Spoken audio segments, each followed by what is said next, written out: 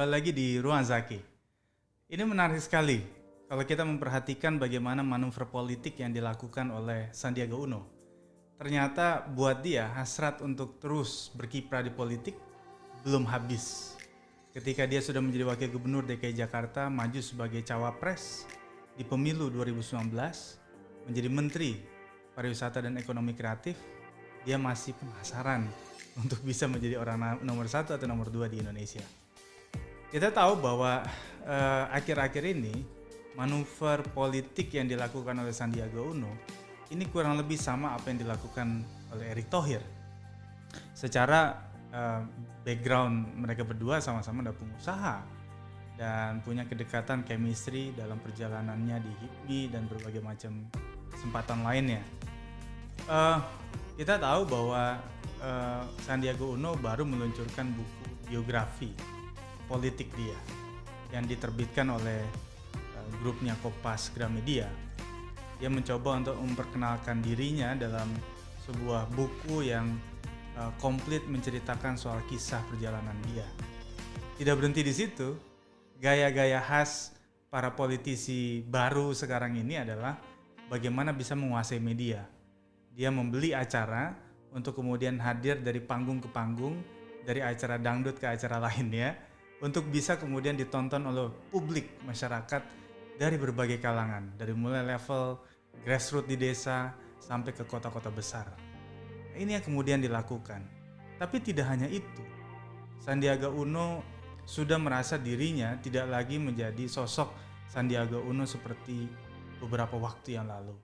Ketika dia terus menjadi figur yang penting bagi Partai Gerindra, hari ini justru ada banyak sekali kelompok di Partai Gerindra yang mencoba menekan posisi Sandiaga Uno untuk tidak mengeluarkan hasrat politiknya pada pemilu 2020. Kenapa? Karena tentu saja Prabowo Subianto punya juga keinginan untuk bisa membawa Partai Gerindra tetap menjadi partai besar, ya, bersaing dengan PDI Perjuangan dan juga masuk dalam kandidasi pemilihan presiden di 2024. Oleh karena itu, demi menjaga kondusivitas tadi, Sandiaga Uno sudah mulai diisukan, ya, digosipkan akan hengkang dari perahu politik Gerindra. Lantas, partai mana yang kemudian akan siap menampung atau menjadi bidikan dari Sandiaga Uno? Hari-hari ini, P3 menjadi partai yang paling santer, dekat diisukan dengan Sandiaga Uno. Bahkan ketika acara Gerindra, Sandiaga tidak hadir. Di waktu yang bersamaan, P3 menyelenggarakan acara, justru disitulah Sandiaga Uno hadir memberikan sambutan di acara penting P3. P3 memang belakangan ini menghadapi dinamika internal yang luar biasa. Ini bukan pengalaman baru bagi P3.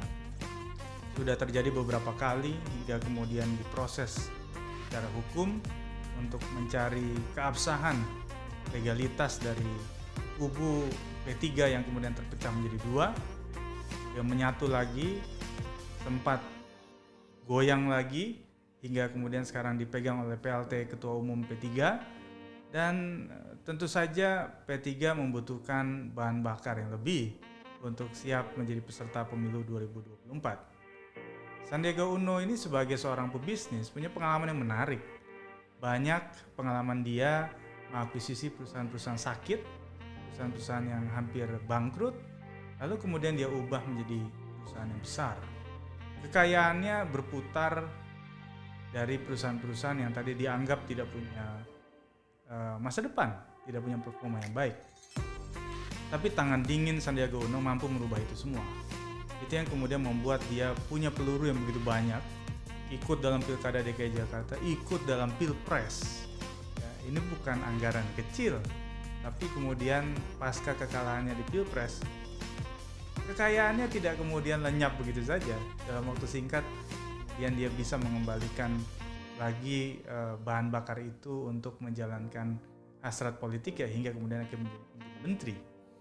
Oleh karena itu, kita melihat P3 ini seperti halnya pengalaman Sandiaga dalam mengelola dan merawat perusahaan bisnisnya. Dia melihat P3 ini partai yang membutuhkan figur. P3 partai yang dianggap mediocre, yang punya potensi untuk dikelola dengan baik, dirubah menjadi profesional, dan menjadi mesin partai politik yang menjanjikan di masa depan. Atau jangan-jangan ada juga peluang politik yang hadir di mana Sandiaga Uno bisa jadi terpilih menjadi ketua umum P3. Oleh karena itu, dengan kekuatan seperti ini, Sandiaga Uno bisa punya kekuatan lebih layaknya seorang Prabowo di Partai Gerindra.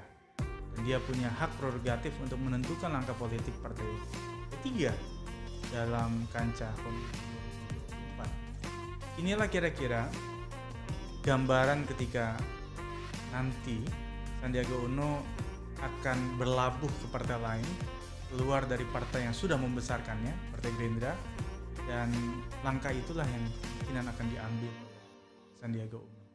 Sehingga ini akan membuat semakin banyak bursa capres-cawapres dan mencoba melihat konstelasi koalisi yang semakin dinamis, ya, dikarenakan akan banyak figur-figur dadakan yang mampu untuk mengontrol bagaimana peta koalisi yang akan hadir di 2024. Sampai ketemu lagi di Ruang Zaki berikutnya.